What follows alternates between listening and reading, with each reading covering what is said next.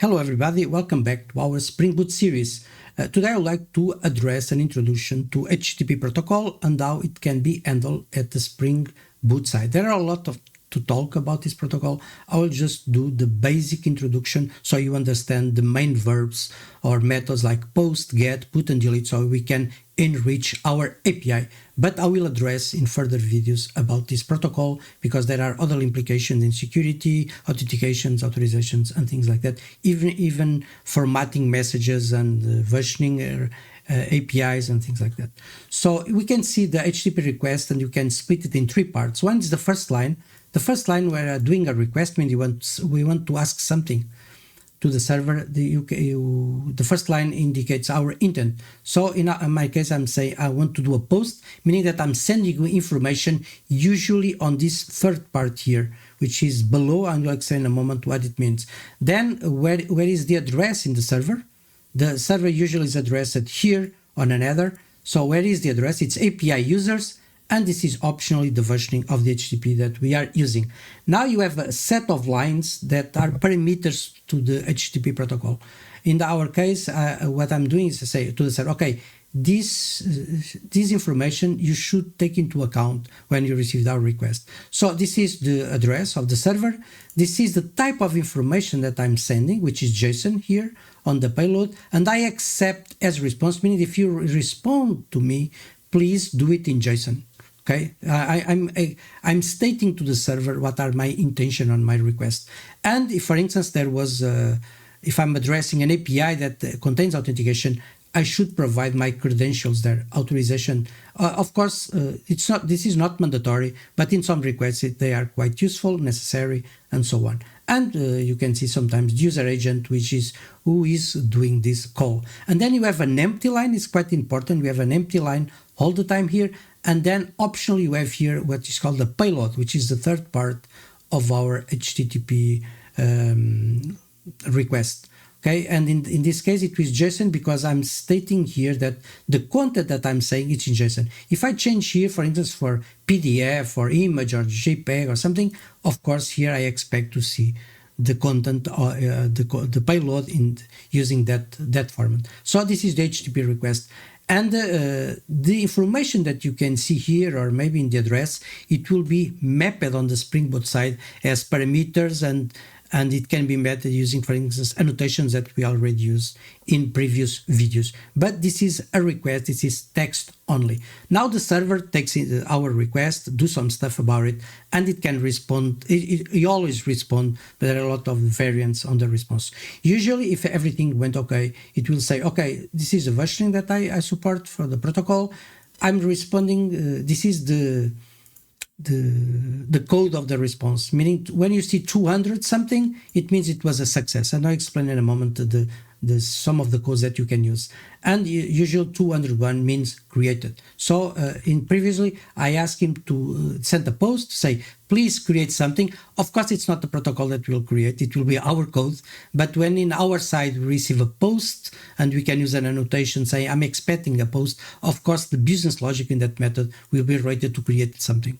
Okay, it's the HTTP is just a connection, not the business part. Business part is on our side. This is the date when it happened. The content type saying, okay, the content type I'm doing a reply to you. I created a user, for instance, with this information, and I'm replying to you in JSON. Also, you can access the created resource or the created user in this address. Okay, and there is no cache. And this is the complete information of the user that I created. Usually we don't do this, but we can. That's why I included here. If you respond with 201, maybe you want to provide the location of the user. So we can do a get later to this address. And this is information about the user. Okay, but it's optional. It's not mandatory when you respond to provide a payload, also this third part. But usually we have always three parts in both request and response. The first line, a set of headers and the payload with an empty line here. On the response, the same thing. First line, which is the summary of the response.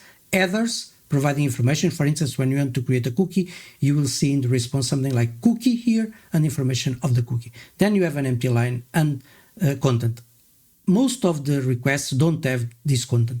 For instance, if you are not doing a post but a get, asking for something, of course you are not sending any information here. Maybe you are sending here like a request parameter or a path variable here like /1, say I want the user 1, and you are not providing nothing here. That's one of the difference between get and post, which is the get provides all the information in the address, the post provides the information here on the payload. Okay, this is the two operations that you can have on HTTP. Now this first word here, which is called methods, some people call it verbs, you can have several of them, and I will just show you the 4 most popular ones, but there are others. One is the get, we are always doing that when you write something on the browser, we are asking for something, so we do get an address, possibly you can have some headers, and it will reply again, content type in this case is replying with the text plain saying hello John. So it's the same thing that we did here, but now with examples with different verbs. The post we already saw how it works, so I will not explain again everything that is here, but it's the same concept. Now when we want to update information, usually you can use post, but then we can't understand when someone is asking if you want to create something or update something. So usually we use a different method. When we are doing the request, we use put request, meaning that here rather than see post, we will see the word put here. Okay, that's what I'm explaining here. So you will see something like put the address, and then you can provide information that you want to update. Usually there are 2 approaches here, and I'll not go into too much detail because there are a lot of standards around it, somehow guidelines and good practice. But usually you want to use the put when you want to update all the information. For instance, if it's a user, you should provide more than just email, maybe the username, the name, department, and so on. And when we just want to update 1 or 2 fields, for instance, we should use a different method that I'm not writing here, but it's called patch.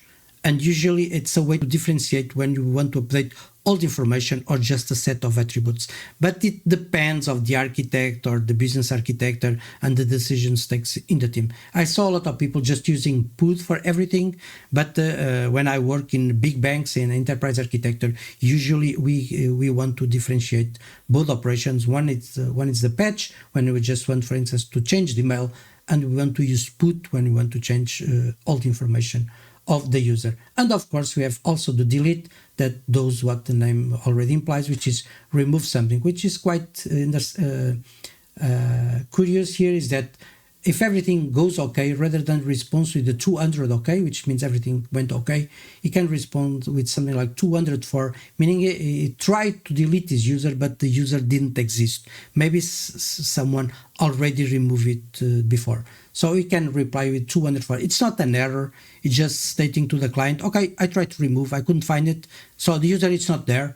But okay, I'm just saying to you that it was okay, but I couldn't find. So it's a kind of a 200 plus not found, but without being an error. Okay, this is the 4 or 5, if we include patch, most common methods / verbs in HTTP protocol. Now on the response, so we can see here, okay, is in a PDF. So you have the 200. Every time you see 200 something, it's success. 200, it's the perfect response. 201, it's I created what you asked me to create. And again, 204, okay, you tried to do something, but I couldn't find. Maybe I delete. I tried to do it, but I couldn't delete because it wasn't already there.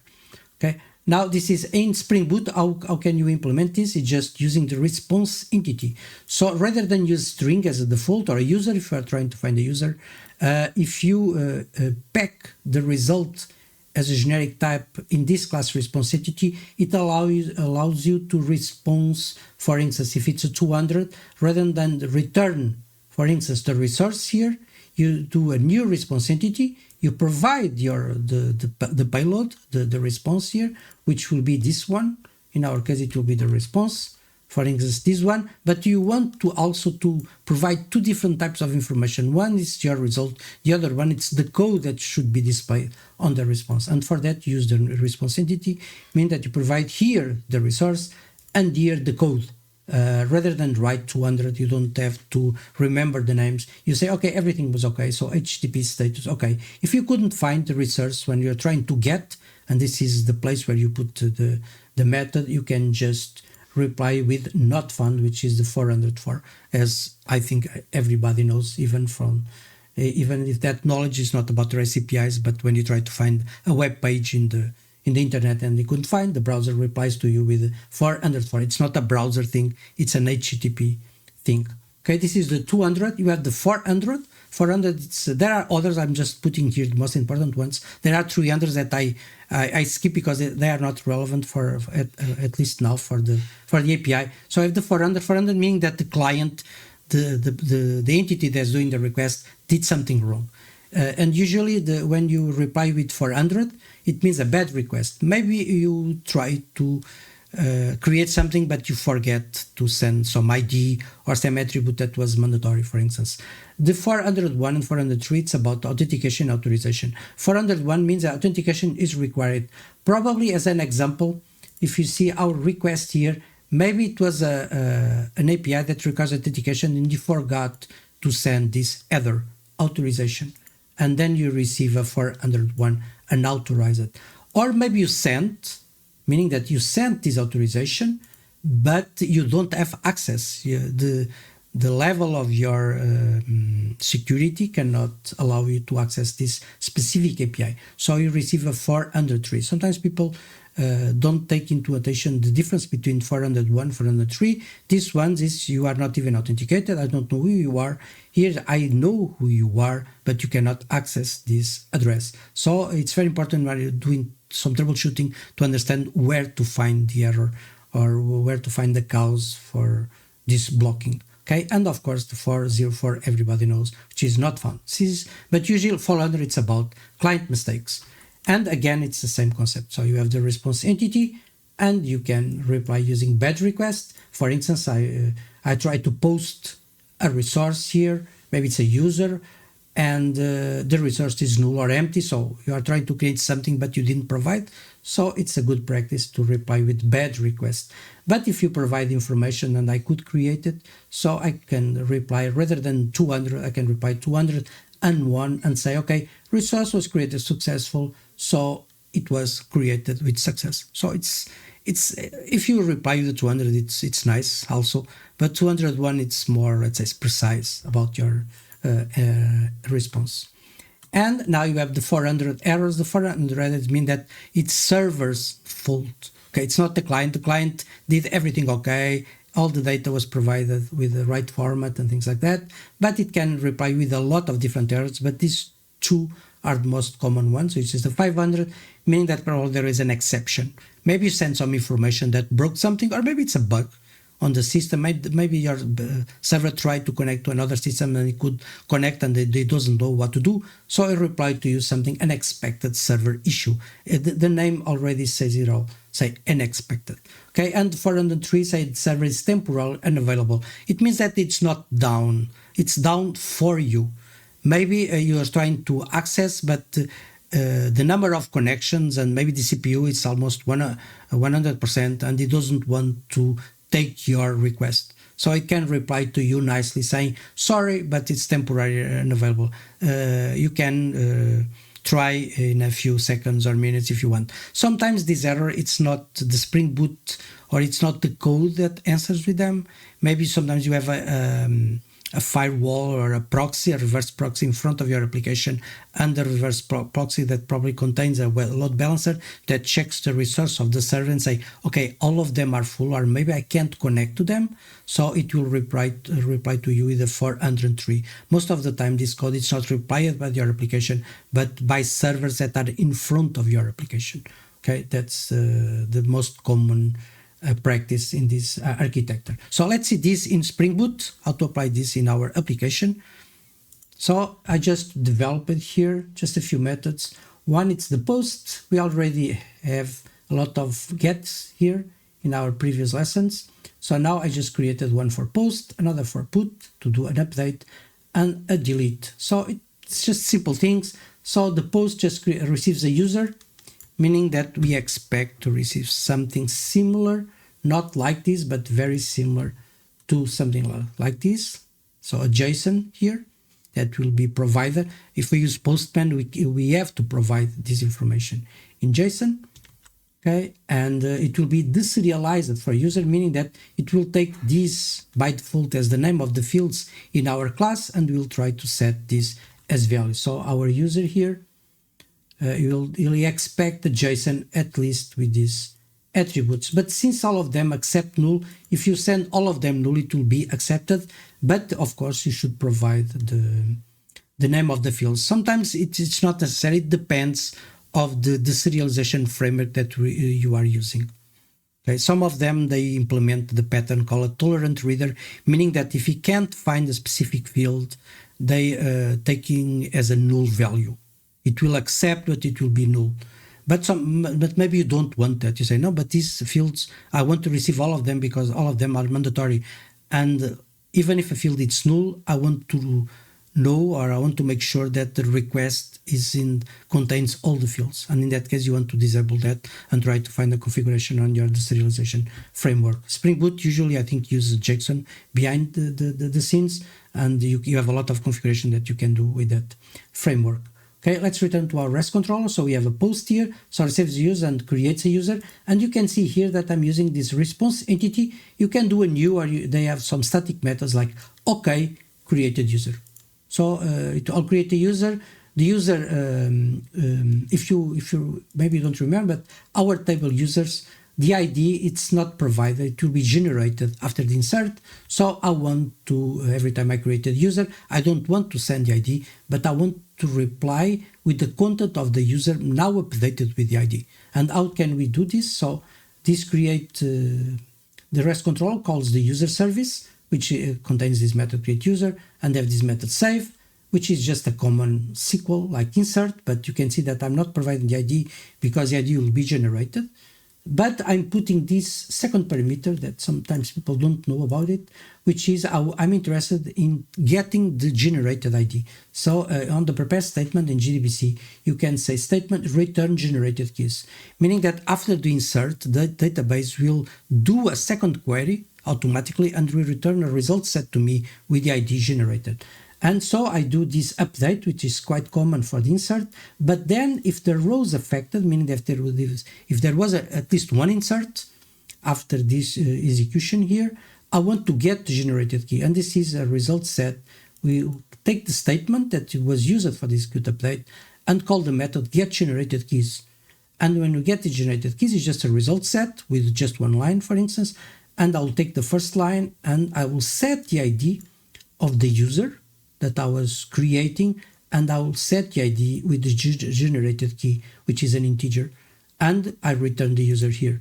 So it will be returned to our create user here, and will be returned to our REST controller as a create user, and I'm replying to our HTTP response, which will be something like this, not this content, but so you understand. So we'll see something like this, an ID generated with this. In my case, I'm returning, I think, 200, not 201, but that's okay.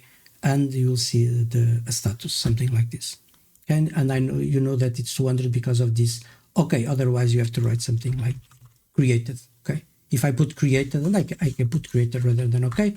So let's practice what we preach. But okay, in this case, maybe you want for me to say more about this. Okay, let's just, okay, now I remember why I want to use the create, but you can export to use the created. No create, you have to put additional information about we can see here, I think. We have here created, so we have this payload and we have to do more information. And in our other example, which is somehow here, where is our created? I think I have an example here if you want to follow. So you can see here the created, you can do with these two parameters. That's why I was using okay, but you can reply in this way. Okay. So again, for the put, it's just an update. So we receive the user again as the payload, like the similar to the one that posts, but I'm setting it's a put and now to update this user. Sometimes people say, okay, why are you providing ID here? Because the ID, it's already contained in the user. So it's a kind of a duplication. Yes, it is, but when you are implementing and you are updating the user, you first want to check if this ID exists. we don't care about the content. The content, it's the information that is being sent. And sometimes, as I stated earlier, let's say where it is, I think it's here on the put request. Sometimes we just want to update, for instance, an email, and we are not sending ID, username, password, or other attributes. It depends on your approach about the update, as I stated before. Maybe you want to treat the put as a patch. That's why it's a common practice to pass the ID here. So this is the information that I really want to update, and the body contains the information that I want to update. This is the identification, and this is the content. Usually I prefer update all the information. If I want to update just a few information, I use patch rather than put a different one. I will have created a different method here. But in this case, since I'm addressing both at the same time, so I put ID here, and I expect to be the same as inside the user. But usually I do all the validations basing on the user on this parameter. So if later I refactor my code to differentiate between patch and put, I can handle it nicely without any problems, because I know that this ID already exists, but I'm not sure if the ID was provided inside the user. That's it. So the update user, it's a quite common update user. First, I'll receive the ID, and I try to get the ID from the database, which is a method that we already created before to see the contents of the user. If it doesn't exist, we just return empty. If it exists, I'll just set the existing user on the database with the information that I'm providing here. Of course, if you are using a patch approach, maybe you want to check if this get username or get password are null. You don't want to apply this set here. That's one way to implement the patch inside the put. Okay, and in that case, the ID couldn't be there, so it is better to use this one. And now you just update on the database. It's just a regular update with parameters and execute update, and that's it. And when we receive the response, we can say, okay, it's an optional. Maybe the ID was not found. I'm trying to update that I couldn't find. And if I couldn't find, I respond with not found, ResponseEntity not found. But if it was found, I just ResponseEntity okay. The same that we did here, but in a different format. So I like to put different, so you can see that you can do it in several different ways. And now the same for delete. It's the same question, but this one, we only need the ID. So delete user by ID. And if the delete happens, the user, there was no problem when deleting, you can respond with OK. And if delete user maybe throws an exception, say you are trying to delete something that doesn't exist, and in that case, we can reply with not found, say, okay, you tried to delete a user, but the user didn't exist. So you are not throwing a real exception, because it will throw one of the 500 error. In this case, it's just a 400, saying it's your fault because you tried to remove a user that doesn't exist anymore. And the delete user, if you want to see the code, you just, I'm checking, I'll try to get user. It's always a good practice. And if user is present, just delete it. Otherwise, just throw an exception. That's one way to do it. You can do it in different way. In this delete, it's just a delete from users where I did something, and you just remove it using JDBC. Okay, these are our three methods. I just run this code. Just a few seconds. I thought I didn't change anything on the code that is breaking. No, it's not. So let's use Postman. I'm using Postman here. So this is a user that already exists. I'll just execute. It's a get. You can see localhost finance user. It's a user that's always created if you're following my previous videos. And this is the address that we are sending here. You can see information about what is being sent. For instance, the headers. Usually Postman already sends all these headers here. They are not mandatory. This one is being sent, but of course it's completely ignored. It's something that I probably wrote here for other scenarios, but it's not being used because there is no authentication on the server, so it will be completely ignored. Remember that the headers are parameters sent to the server, and the server just takes into consideration the parameters that are relevant for him. Okay, so this is a get. We receive this information. User 1IT, password, username. In a real scenario, you don't want to do this. Maybe you want to put null, or maybe you want to hash the password or something, or you just want to, you don't want to serialize, and that will be customizations that we'll teach about in further videos. Now, let's say we want to create a user, so I use a post here, and now we use users. Of course, this address, it's the ones that we have here on the REST control. I don't know if I talk with them. This is users ID. for the put and for the delete. Okay, so this is the users. And now, as you can see, I'm putting ID null because I don't know the ID, it will be generated. And I'm creating a new user like this. Okay, and of course, when I execute this, it will enter here on our create user, and I expect to receive here the created user. And if you remember, this created user, it's equal to this one, but with ID with a value. Okay, so let's do a send, and you can see here the ID with the number 8, and now this is information that we provided here on the request. Now imagine you want to update, and I will update the one, not the one that was created. I really want to update something that already exists. So the first one, it's the user 1, IT, password 1. This is the ID 1, and we wait to update it. So we use a put here with this ID, and I'm providing all the information. But sometimes people just, if we want just to update the email, we didn't implement like that. Sometimes you just remove these lines here. But in that case, you want to do something which is dispatch that I was to talk about before, okay? But of course, you have to implement it on the server. So let's update our ID and put all this information there. So just send, and I'm returning the updated user with ID 1. But to make sure that this is working, because this is the return of the put, not of a get, we can execute the get again for the number 1, our first one, and we can see the data was updated. So it's calling correctly our server, and our server is understanding that we call the put here. And now we want to delete something like, imagine that the user 1, not the one that we created, and in that case we just put 1 here, just send, it's 200, okay, it means that it was removed. Imagine that I put something like this, one that doesn't exist. Our code should reply with a 404, and you can see here the 404 not found because we told to do so, like here on our delete user. When we try to delete someone that doesn't exist, we respond with the not found. And this is our execution. We can check now all the users if you want. I think we have this one working, and you can see the number 1, it's not here anymore. We have the 2, the 3, the 4, the 5, the 6, the 7, and the 8. This is the one that we created during our video. So I know this was a long video because I mix both the introduction to HTTP protocol and at the same how to apply it on the Spring Boot server. But now you have all the full tools to create a complete application if you develop a client. You already know how to get users, insert users, update users, remove users, do it in JDBC with a 3-layer architecture, with a database in memory.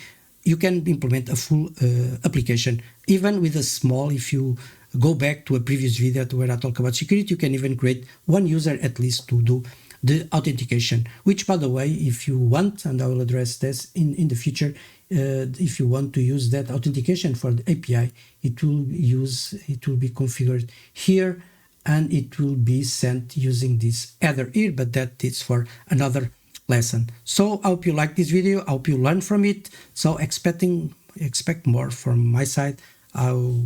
For sure, I will have other videos in my queue to provide information about this great framework, which is Spring Boot, and by the way, really, really popular among business enterprise companies.